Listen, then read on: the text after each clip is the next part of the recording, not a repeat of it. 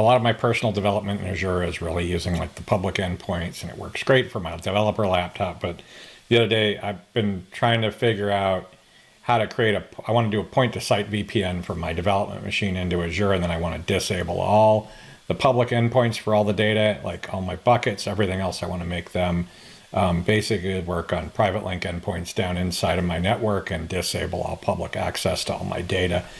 And then only have public endpoints for, web services and that kind of thing. And basically try and figure out a simple way of setting up a dev environment that looks a lot like a production environment. And so to that end, I created this GitHub project, and it's basically a point to site. It was originally designed to be a point to site. It got a little more complicated, and I covered this in another talk. So let me just pull that up. And so this actually, it turns out that to get onto your network in Azure, you actually have to have a network. So we created a VNet, resource group and created a VNet in it. And then inside that VNet, I've got some other subnets, a data subnet that has a data resource group. And then I've created kind of like a default, which is where all the non-data is going to go. And then it turns out to create a VPN tunnel, and I wanted to do this with zero code. A zero click. Don't use the console at all. I want this whole thing to be a script, and that way I can just pop on, run a script to tear it down, and I can run a script to put it back together. In this case, I haven't got the script to tear it down because I made some changes to it. No big deal. It takes about 20 minutes to bring one of these gateways up. So I can automate the whole thing. Like if I want to really do cost, I have a set of scripts that'll tear this entire environment down and then build it back again. And because of the way the point to site gateway works, if I retain my credentials, I can upload the same certs, and then my same VPN tunnel is going to work and all that. So let me show you a little bit about this. So basically you're going to have a VNet, and that VNet will have a virtual network gateway in it with a public endpoint, right? And the public endpoint's required. And I did all this with ARM templates. So if we come up here and you look in here, in the templates directory, this is all done with ARM templates. So I've got a resource group with a virtual network gateway and a VNet in it. And then I've got the actual virtual network gateway itself. And then it turns out to get point to site, you click on this point to site thing and you can see it. But I didn't want to actually configure this. So, I didn't want to do it by hand, right? A lot of the guides talk your way about creating certificates and all of that. So if you look at this, basically you know what, let's make it bigger.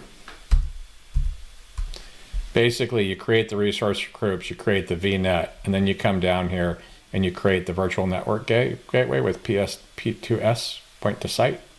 And that will create the whole thing. And it will create a directory with the certificates in it. It'll create a certificates directory, and then it automatically uses the template and the Azure command line to upload that so that you end up with something that looks like this. And the scripts also configure the address pool to go onto your network. And is that even in the diagram? You know what, I might have to update the diagram. 176.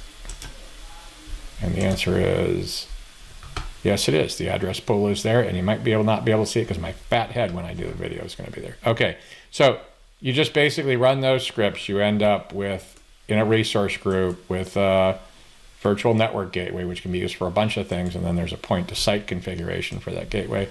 The scripts in here will take care of everything to actually create the gateway and to create the address pool, and it will automatically create the master certificate that needs to be uploaded so that will trust your client. And then you hit the download button on the VPN client, and it will download the connectivity information for the name of the public endpoint for this.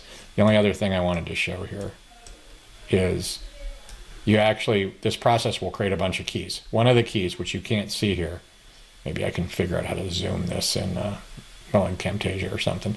But basically the idea is you'll double click this PFX and load it into your certificate store.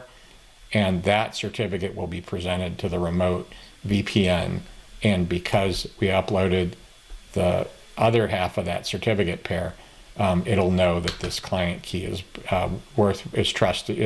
was signed by this signing certificate. So let me see if this works. So again, you just run the script, the remote side's all configured, then you got to double click the PFX and download the VPN connection. So you double click the PFX file to load it into your certificate store, and you download the VPN client with the connectivity information. You know what? This might not actually work. So we pick this up and we hit connect. Ask me if I want to do that, and we're establishing it, and it verifies it, and we're up. And so now you can see that's all there is to it. And so now my network is actually joined to the network. And the only thing, you know, I use a 192 network, so it's no big deal, but I used a 176 network for the pool. And so that's it. You just got to make sure you can play with this thing, and it is super easy to create a point to site using those scripts and the certificates that will automatically be self-signed and created for you and double-clicked in Windows. And there are also instructions on somewhere about how to do this on a Mac and other places. Have a great day.